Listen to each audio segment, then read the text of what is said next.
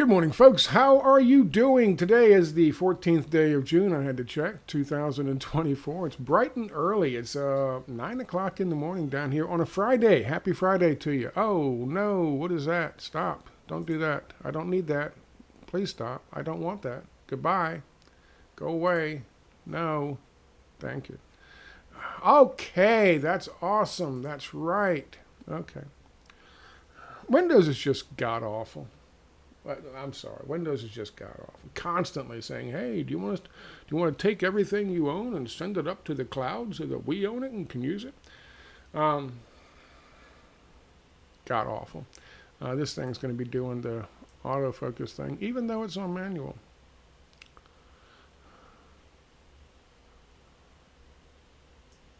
Hi. I know I look like shit.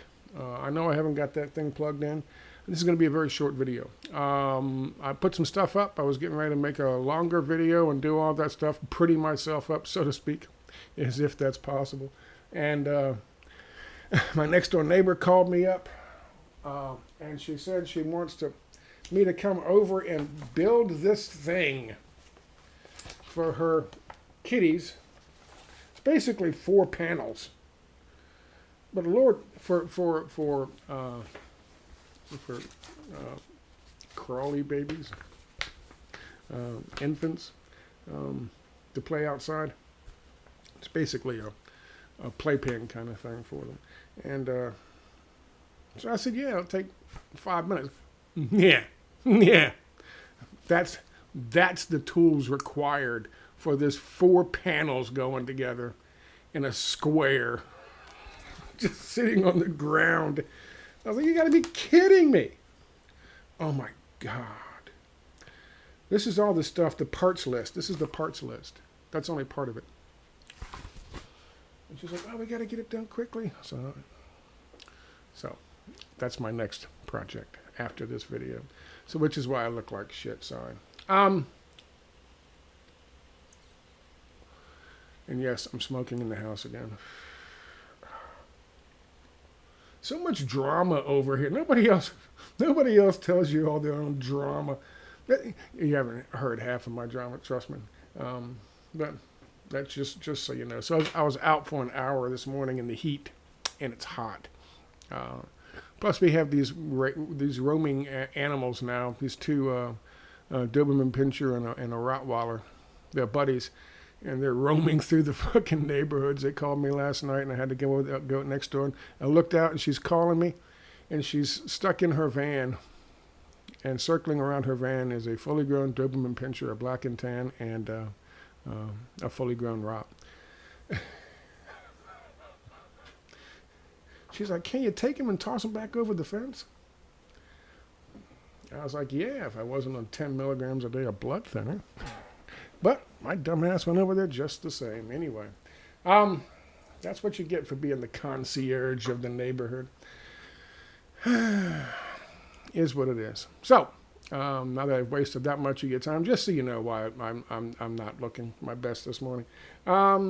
Let's talk about what's happening in the world today, and it's going to focus, I think, primarily on Gaza, with the exception of one article. And you can find links to all of this stuff we're going to talk about on my website, which I will use for the discussion. Somebody, same person who I talked about the other day, sent me some information, 2 articles. One was from the New York Times, and I didn't get this update from the New York Times. I didn't get this notification from the New York Times. I wonder if that's got something to do with my background. But they said, the biggest question mark that still surrounds fucking COVID-19 is where it came from. What was the origins? You know, was it China? Or was it a pangolin eating a fucking bowl of bat soup? I'm sure I don't have to look at it to see. Those are the only 2 options. You know, the third option being the correct one, which is it was made in Tbilisi, Georgia, at the place called the Luger Center. And we have, contracts to show for it, and we have statements to show for it, and actual videos of people in Tbilisi, Georgia, at the Luger Center taking bats that they had received from places like Jordan and China, and sampling them, looking for a zoonotic fucking novel coronavirus. What a coincidence. I guarantee you that's not mentioned in the fucking New York Times article. And we also have at CNN, which you sent me, a new thing developing, the H5N1 bird flu. Oh my God, the bird flu was making the zoonotic leap from fucking birds to cats and mice and pangolins and bowls of bat soup. They're setting up for something. And they may have landed, no pun intended, on the bird flu, H5N1. I'm sure if you go back and look at the stuff I did on, what was it called? What's the fucking project called? There's a project, it's listed on the right side, you'll find it. There's a project that it'll come to me. About last year this time, talking about doing all this research on new potential zoonotic fucking leaps of different flus and viruses and things like that. One of them was H5N1, making the leap from doing the gain of function research to get these things and see how applicable they were, and supposedly, so they can defend against them. But that's bullshit. It should also be noted that Elon Musk, who is getting, he bought Twitter for free speech, and everyone was like, oh my God, and it got worse. And all he has done ever since is become the darling of the fucking establishment, the darling billionaire of the establishment, with his Skynet bullshit and Starlink, and of course all of his plans. But now he has invested all this money in something I think called VacCure, which is mRNA technology, to mass produce a new vaccine for the next mRNA fucking vaccine for the next pandemic. So he's jumping on board with that. People who still think Elon Musk is on your side, I have no idea why. There's no help for you at this point. Obviously, he's not. With all the stuff he's involved with, obviously he's not. So H5N1 was one of the projects that they were working on. And I can't remember the name of that goddamn project. But it's on my website. You can find it.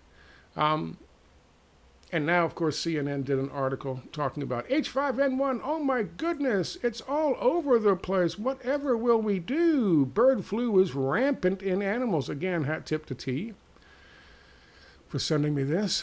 So I asked if they finally decided on the next pandemic. This one, according to them, could just naturally transform into something that takes the world by storm. No need for bat soup stories or for framing China. Instead, they just say it happens naturally. If you read this article, the last thing they say, as well as it's highly transmissible, but it hasn't made the zoonotic leap yet, but it could, and when it does, it'll be instantaneous and everywhere, which of course doesn't make any sense at all, but there you go. There you go. CNN is preparing for the next summer from hell, which listen, understand this. There's going to be a lot of shit happening in the next, between now and the old election.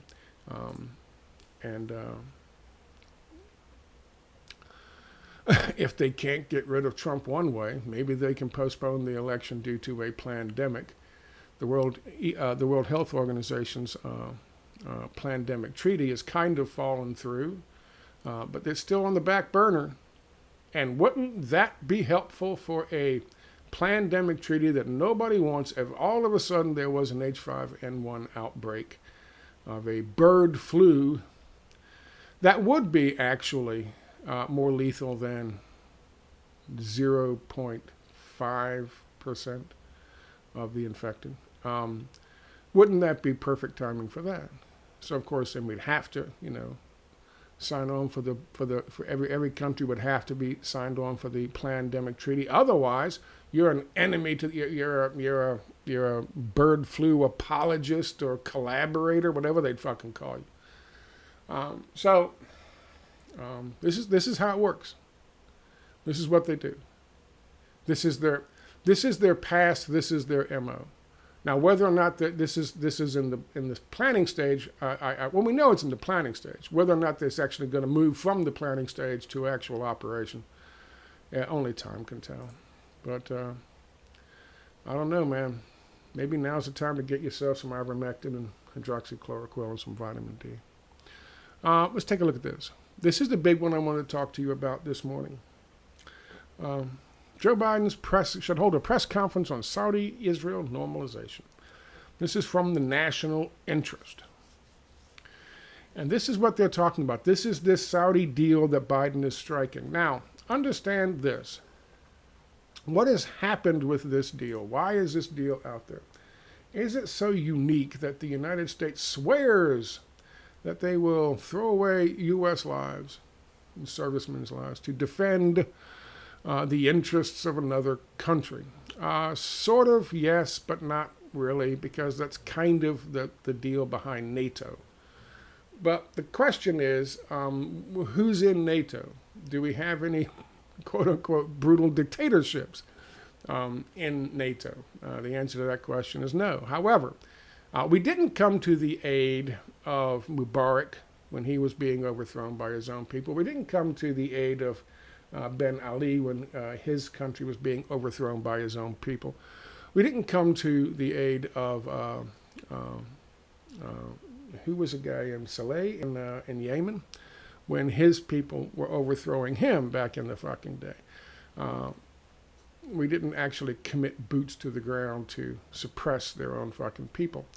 This is basically what we have signed on for with, or trying to sign, or made an offer to the Saudis in order to do. There's very little in this that we get out of this. In fact, we get nothing out of this deal. Here's the deal. We sign an agreement, haven't yet, but this is the Biden's offer. Sign an agreement to defend Saudi Arabia with our fucking blood and gold, blood and wealth, whatever the fuck the phrase is, right? We will defend them. We also give them nuclear technology, help them develop fucking nuclear reactors, monitor them, give them specifically technology to help them develop artificial intelligence. All of this is given to Saudi Arabia. What does Saudi Arabia do? Saudi Arabia normalizes relations with Israel in spite of the fact that Israel is committing genocide in Gaza. That's the deal. Oh, I'm sorry. And there's some kind of financial thing that they don't get closer to fucking China. This could be written by John Podesta or Donald Trump. You know, it's outrageous. And it stems from the Saudis saying 3 months ago, we will do no business with Israel. We'll do no new contracts. We won't live up to the contracts we have with Israel. And we will certainly not normalize relations with Israel until they recognize a Palestinian state. Period. End of story. Of course, stop the ceasefire and recognize Palestinian. Stop the genocide and recognize the Palestinian statehood. That's their position. As soon as they made that position, as soon as as soon as Mohammed bin Salman, the crown prince king, as soon as he made that fucking statement, the United States went crazy. The U.S.'s neoliberal fucking technocrats just started pulling their hair out and spinning around in circles. And so, of course, they had to do something. And, of course, all the apologists for fucking glorious Israel started pulling their hair out and spinning around in circles. They had to rush over there and do something, and this is what they've come up with. Is this thing still fucked up? Every time I take it down and back up, it messes up. There we go. This is what they do. This is what we do. We couldn't have this because it puts pressure on Israel to stop the fucking genocide. Having relations normalized with Saudi Arabia would also, because Saudi Arabia is now getting closer and closer to Iran, would also bring Iran into that fucking fold, and other countries I don't think have normalized relationships with Israel, Muslim nations. It would be a boon for Israel across the board. And on the contrast to that, Saudi Arabia coming out and saying, we're not doing any of this stuff, and in fact, we're not going to even adhere to the contracts we already have with Israel until you do this. That's serious pressure. So of course, the Biden administration has to work its little magic behind the scene in order to to allow Israel to continue to fucking commit genocide in Gaza and ethnic cleansing in Gaza. There's another article that came out today talking about the Nakba Pier being used. They now say it's like everybody's figured out this, and now some anonymous intelligence source inside Gaza tells them that they highly suspect that the Nakba Pier is not about bringing in aid. It's about fucking forced relocation of Palestinians, putting them on ships like fucking slaves in Africa, and then shipping them as migrant workforces to various business interests across the westernized world who want an influx of cheap labor to bring down the cost of fucking production. That's exactly what it is, and that's what I've been telling you since its inception. I told you that's what they were doing with it. And now some intelligence individual has told, I think it's the New York Times or somebody, I'll show you, there's a link down below. You can go look at that. But they've come to that same conclusion. Oh my, this pier is about fucking offloading and not onloading. This is about exporting fucking cheap labor rather than importing fucking aid that'll keep people in Gaza. That's exactly what this. So you say it's AIPAC doing this to the Biden administration, or it's the Jewish lobby doing this, or people who are sycophants or Israel firsters. It is, but it isn't. It's also big business. Big business wants cheap fucking labor, and this is one way to get cheap fucking labor. There was an article that said 120 million various people have been forced into refugeedom over the last couple of years. Syria, Ukraine, Libya, Somalia, and of course, Gaza. Lots of people. I'm sure there's other conflicts I don't know about, but I mean, lots of people. And of course, that's big money. That's big money. Why do you think that the Biden administration left the borders open as long as they did, and then once all of a sudden there was just too much, now they decided to close them? Because big business got what they wanted.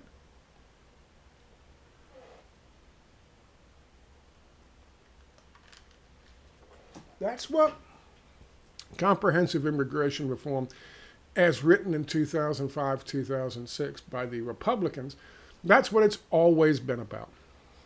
Always been about. And that's what they're doing. Anyway, moving on. The deal with Saudi Arabia is abhorrent. On so many levels, it's abhorrent. We get nothing out of the fucking deal. Nothing. All we get is to help our buddies in glorious Israel continue to bomb and commit genocide and forced evacuations of the Palestinians so they can steal the fucking land. We get nothing. Big business gets something because, there's 1.2 million fucking potential cheap laborers, near slave wage laborers, ready to be fucking removed from Palestine and shipped over to the United Kingdom or Spain or France or Canada or the United States, wherever big business wants cheap labor. And trust me, big business wants cheap labor. And big business runs the Biden administration. I've said this before, I'll say it again. We keep thinking about, all of this influence, supposedly by AIPAC. Somebody did this big thing, an expose on, some Republican came out and blew the whistle on AIPAC. Pull up and see, you do your own research, pull up and see top 20 most influential lobbying groups in the United States in terms of bribing Congress people and political parties. Last I checked, AIPAC was 18th. Now, it may have increased once the slaughter began and jumped up a bit, but last I checked, it was 18th. Who was the top, the biggest ones? Well, BlackRock, State Street, Vanguard were in the top 7, of course, because that's financial institutions, but they also invest in the other big ones, which are the really top ones, which are the military-industrial complex. Now, what does the military-industrial complex have to do with fucking Gaza? Every fucking thing. Everything. Including, using the bombs to clear, that they used to use bulldozers for, that to clear areas so they can start developing. Developers are also up there in the top 20 as well, along with AIPAC. So, yes, AIPAC is very influential. But is AIPAC the end-all, be-all, the most powerful fucking lobby in Washington? Not even close. Not even close. We can't forget that this is not, it's not just one thread. Let's go with the acolyte. It's not, the thread ties them all together.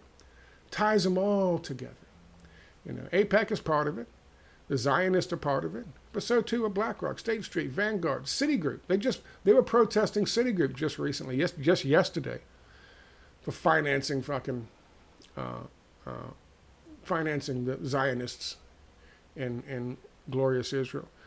Coca-Cola just put a thing up the other day about Coca-Cola saying, "Oh no, wait!" They produced some bullshit thing in India, I think, or Pakistan, or one of these places. And they were like, "Oh, no, Coca-Cola's not invested in fucking Israel. Don't be stupid." Obviously, they're invested in fucking Zionist organizations. They've got business. They had a fucking plant in the West Bank, an illegal plant in the West Bank. So listen, big business is behind this. And I told you before, when I thought they were going to, nip this thing in the bud, big business was coming out saying this is bad for our businesses because Saudi Arabia is going to stop doing business and all this stuff. Well, come to find out, now they've got the Biden administration on their hands and knees kissing the ring of fucking MbS and making all kinds of offers and plans and deals and such to try to get them back on board. So big business has shifted. And so now big business sees the potential, especially in certain businesses. Certainly the military-industrial complex is one of them. So this deal with MbS and with Saudi Arabia is offensive. But it also serves another purpose, and that purpose is to drive a wedge between the Saudi Arabia and Iran, which were actually starting to come together thanks to China. This deal proposed by Biden, I don't know how, we're hearing this stuff from the Biden people. This is the deal he's proposed. Drive a wedge, basically. Help Israel to commit its fucking genocide against the Palestinian people, which is the biggest goddamn issue in the whole Muslim world. Is the issue with Palestine. So here's what Biden does. Here's the offer they do. Yeah, so you can sign on with us for some stuff, and we'll defend you, I guess, from other Muslim countries. And all you got to do is turn your back on Israel as Israel blows up more fucking children in Gaza, and that'll alienate you from a number of the Muslim countries we were afraid you were going to get connected with. And as an added bonus, you also got to turn your back on China. And that'll be a great deal for you. This is the plan we came up with. I would be shocked if MbS signed on for this. Because the only thing that supposedly we get out of it is Israel claims they're going to work toward the recognition of the Palestinian state, which, of course, a commitment sometime in the future, maybe they'll recognize a Palestinian state. That's getting a lot of attention. I believe that MbS would probably hike up his fucking dress and take a piss on it. I'm sorry. I'm not being dismissive. I don't know what their attire is called. He's wearing a gown, whatever he's wearing. He'll hike it up and take a piss on it. That's what I would imagine MbS would do. Because that is not what you would consider a good deal for fucking Saudi Arabia. It's a great deal for glorious Israel and the Zionists and the military-industrial complex, which is then allowed to, create more weapons to then arm Saudi Arabia. What's up? No, it's a win-win-win-win-win. But I don't see Saudi Arabia taking that deal. I really don't see him changing that much. We'll see. Jamal Bowman. Jamal Bowman is down bad. He's down real bad. He's down bad to Latimer, some fucking business executive dude, some businessman, 48% to 31%. And he's probably going to be removed. That really doesn't matter. It's fucking electronic voting machine. So AIPAC wants him gone. A lot of people want him gone. He has come out and stated that Israel had lied about what happened on October the 7th.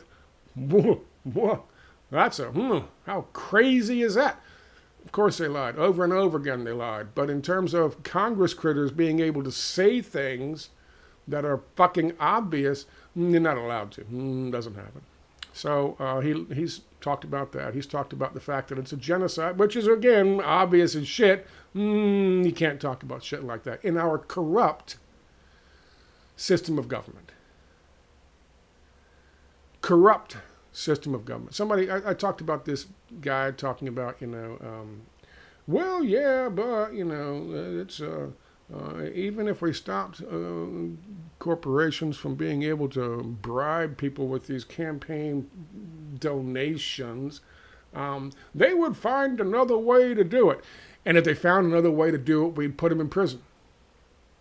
And the company that did it would be disbanded and out of business. So that would happen a total of one time, and then everybody else, looking at that as an example, would say, no, we're not going to do that. Fuck you. We're not finding another way to try to get around the system so the Congress critters can take bribes. So the jackass who told you that, he's just making excuses for saying, well, it's just natural, nothing you can do about it. That's like people saying, the conflict between the Jews and the Muslims, it's been around for 400,000 years and nothing we can do about it. That's like saying, Social Security is going to be bankrupt, so you might as well privatize it. Nothing we can do about it. I get tired of that. Nothing we can do about it bullshit. That's just the way of the world.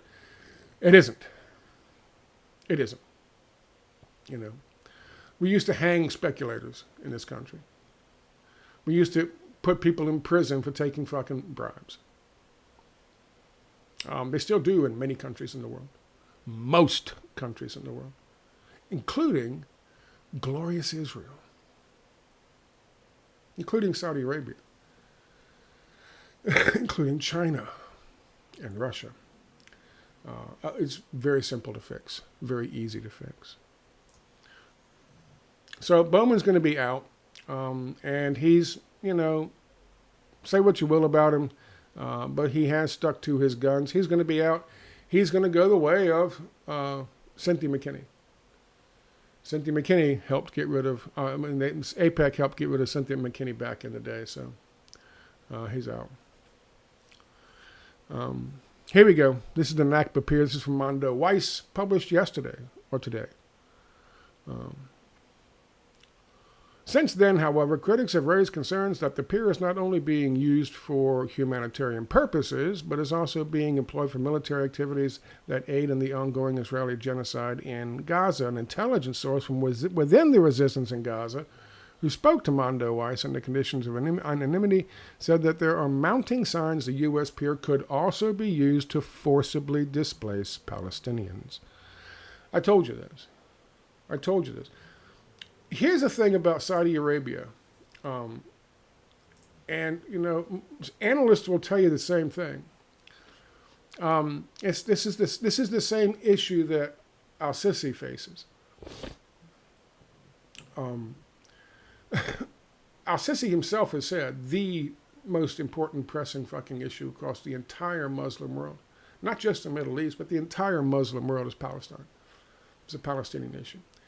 He cannot bend over backwards and allow to open the floodgates and allow the IDF to flush all these refugees through the fucking, the gate, the crossing, and into the Sinai fucking desert, and put them up in tents until they all get, bought and sold by fucking various businesses to be cheap labor and shipped out. He can't facilitate that. If he did, there would be, Tahrir Square was big back in the day. There would be 30 million people in Tahrir Square as opposed to 30,000. And he knows that. He would be out. There'd be nothing anyone could do. By the same token, Mohammed bin Salman understands the same thing. He understands the same thing. They're in the same situation. There are similar situations. That's why one of the reasons I say he can't do that. He can't sign that on. But therefore, early in the process, when they understood that's what they wanted to do, they approached Al-Sisi, our guy. We put him in power, pure fucking neoliberal.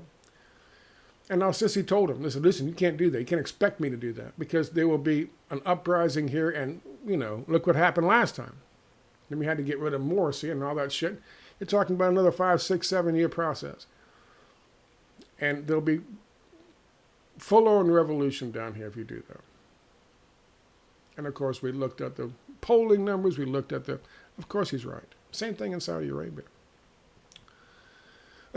Maybe the Biden administration putting this thing out there, they're trying to put pressure on Saudi Arabia. But I would be fucking shocked if he did this. So what do? There's got to be another way. Well, they can't just put them in cattle cars on a rail system and ship them up to fucking Tel Aviv and ship them up to some port someplace at Ashdod and ship them off like, African slaves. Because the rest of the world look at that and go, what the fuck? So, the Biden administration's fucking business-savvy military generals came up with the Nakba Pier. It'll be used for aid, but boats go back and forth. The aid comes in, the slaves go out, the aid comes in, the slaves go out. We just won't focus on the part where we say where the slaves are going out. That's what they were doing. And, of course, the aid that comes in just goes straight across the fucking down the Nakba Highway straight to fucking Israel, which is why they built it.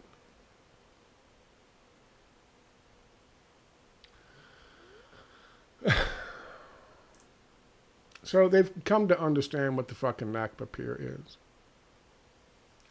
This is an interesting article from Russia Today, and this is a former NGO guy talking about the fact that human rights and non-governmental organizations are just fucking assets of the CIA, of the State Department, of National Endowment for Democracy, and all these different fucking business interests.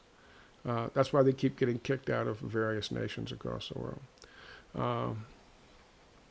Yoav Gallant, defense minister in Israel, has condemned Israel, has condemned France as being hostile, as being anti-Semites, when they simply said, hey, why don't you come and we'll try to negotiate a settlement between you and Lebanon, and we'll see if we can work that out.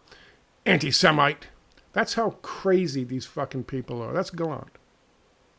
That's the crazy, rabid Zionist. And the obvious point to this is, he says it's a just war fighting with Lebanon. The obvious point to this is, Gallant doesn't want any of these conflicts ending. He wants the conflicts to build, to get worse. Because the longer the conflicts go, the longer he stays in power. As soon as the conflicts are over, there's going to be snap elections and his ass is gone. And his ass is probably going to be investigated for the Hannibal Directive. See just how many. I saw a thing that they held some kind of, I think it was in fucking America, in New York, someplace. They had some kind of thing for the 380 people killed at that rave.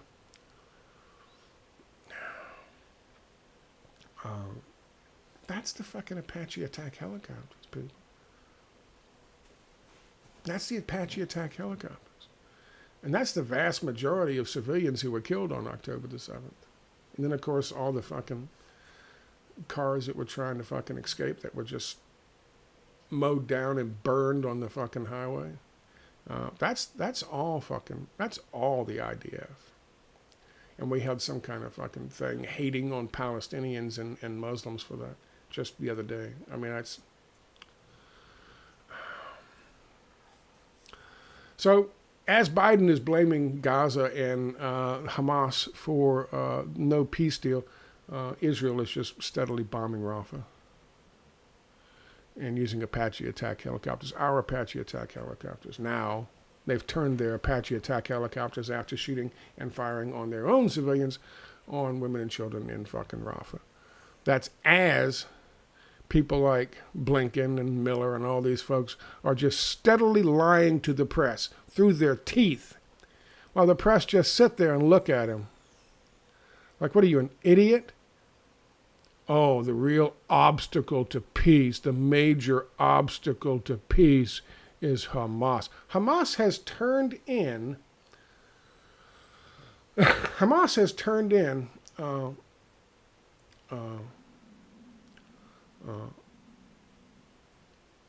on a second. They turned in their fucking response. Tuesday. They turned in their response. Israel has not turned in anything. And all we know about their response is Netanyahu and Gallant and all these fucking Zionists say, fuck you, there's no deal. All we know about their fucking response is on the day they were having the vote in the UN Security Council, the representative from Israel said, fuck you, there's no deal. Because we don't get to keep the fucking land that we covet.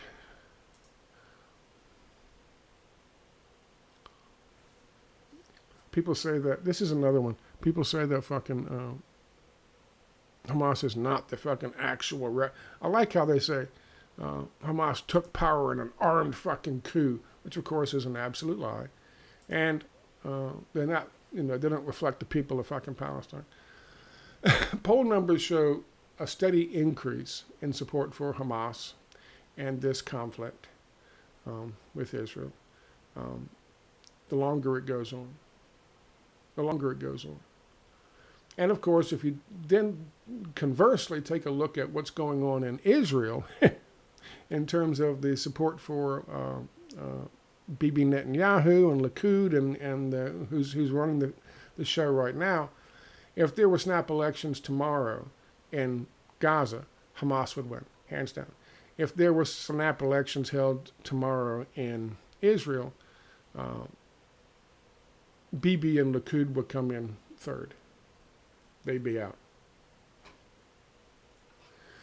And people are trying to say, well, his numbers are slightly going up. His numbers go up and down based on, the ICJ thing ruling. It went down. We got 4 hostages back. Went back up. Nationalism, yay. The ICC thing down. UN Security Council down. Saudi Arabia withdrawing fucking business opportunities and normalization with Israel. Woo. It just goes up and down. And they only mention it when it goes slightly up. They go, oh my goodness, look, his poll number. You know what I'm saying? That's the same thing as, oh, well, it's Hamas. That's the obstacle to peace, not Israel. It's clearly Israel. Hamas has stated that this idea, this notion that there's going to be a ceasefire, and then it will continue indefinitely until Israel, negotiates with them some kind of fucking deal. That's all well and good, and they're willing to fucking start with that. However, what's going to have to end up being the deal they sign is there is a fucking complete end to the aggression. Israel gets the hell out of fucking Gaza and the West Bank. And, of course, Israel's going to recognize Palestinian statehood. These are non-negotiable. These are non-negotiable. And it's what everybody expects. It's what everybody understands is going to happen. And it would happen in a normal fucking world if it weren't for the fact that the Zionists are just fucking rabid because they've been their whole lives, none of them were around in the Balfour Declaration, their whole lives, they have been brainwashed into Palestine as Israel. These are usurpers on our lands. And it's all about more land. I saw a video where Hasidic Jews were talking to this one woman who was screeching, "I'm from Israel, you're Jewish, what are you doing?" And she was so fucking mad. And they were all trying to calmly explain to her. She was like, Zionism is Judaism. If you're opposed to Zionism, you hate the Jews. And they were saying the exact same fucking thing that I've been saying. And that is, Zionism has nothing to do with Judaism. They just use it as cover. They use it as cover. They say it is a political movement. I say it's less than a political movement. It's just, it's an occupational, it's a colonial movement. It's land acquisition. It's mergers and it's a business movement. It has nothing to do with. That's why they can do anything. That's because business people can do anything. They can create fucking COVID-19 so they can push fucking their new technology, and they can get all these experiments done. Business people don't give a fuck. It's what do they call it? Externalities. The children in Gaza and the people who died during the mRNA fucking jab fests are externalities. They are people involved in a fucking business deal between parties that they aren't signed on for, but they're the ones who end up paying the price. That's Zionism in a nutshell for me. Now, far be it from me to disagree with the Hasidic individual, or individuals, but that's, in my opinion, that's what it is. Again, people don't want to get that business because they don't want to, badmouth glorious business. But that's what it is. That's why they're able to do the things that they can do. It's just cold. It's just business. Right? It's just business. Don't take it personally. It's just business. What a fucking statement. What a way to look at the world. It just ruined your life, but it was nothing personal. It was just business. I'm nailing you to a stake, and then I'm setting you on fire in the public square. It's just business. We're blowing up your kids so we can take the fucking beachfront property. It's just business. Why is it personal? That's Zionism. Yeah, so I saw this lady screeching about fucking Zionism, trying to explain to Hasidic Jews that she, as a Israeli Jew living in America, knows more about fucking Judaism than they do. It's remarkable. we'll see where it goes from here. Again, I keep ending these videos talking about we'll have to see where it goes from here. I don't know. I don't know. I thought this thing would be over by January, to be honest with you. I just couldn't fathom so many fucking interests being swept up into this, you know. And now, of course, they're promising, you know, the military-industrial complex to cut a deal with Saudi Arabia where they can, you know, that can use, they're not going to take American fucking, you know, bases and all the planes and shit. No, they got to make new planes. They got to make new fucking ships. They got to make new fucking bombs. They got to make new fucking guns. They got to make new fucking bullets. Oh, it's money, money, money, money, money. Profit, profit, profit, profit, profit. This is what this is all about. Somebody said Matt Miller was being berated by the fucking press, who, by the way, are just getting, you know, there was an interesting thing in that movie, Civil War, and the guy said they just shoot the press on sight now. It's getting close to that. So the press is just berating Matt Miller, I think is his name, and he just tossed out there just out of nowhere, he just starts babbling these fucking numbers. You know, we just gave another $40 million to Gaza in aid, and that brings the total to $600 million in aid we gave to Gaza. We've given 45, 65, $100 billion in weapons to Israel to create the need for the fucking aid. And just so you know, the aid isn't made by on some commune someplace where the money just stays with the government. The aid is made by American businesses. But so you got $600 million in aid to help the people that are being bombed by the $100 billion worth of fucking munitions we gave to them. So we give them a pittance. We give them a pittance. But also remember, much of that aid sat in trucks, was hijacked, was taken by the Israelis to the fucking settlers. And some of that aid that eventually came across that fucking Nakba Pier, landed on the Nakba Pier, and then was driven by Israelis all the way down the Nakba Highway and all the way into the fucking West Bank, where it was then driven and dropped off and given to the fucking settlers. The rabid, fucking, racist, bigoted, hateful, jackass settlers.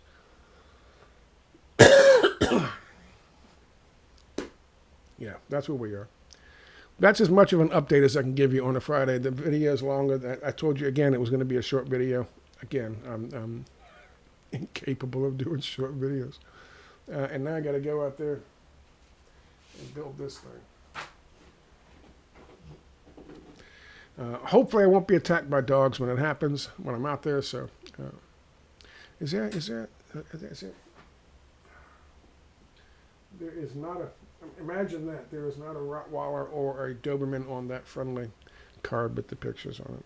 Go figure. Anyway, have a good Friday, folks. I hope you guys are well, and I will talk to y'all next time. Bye-bye.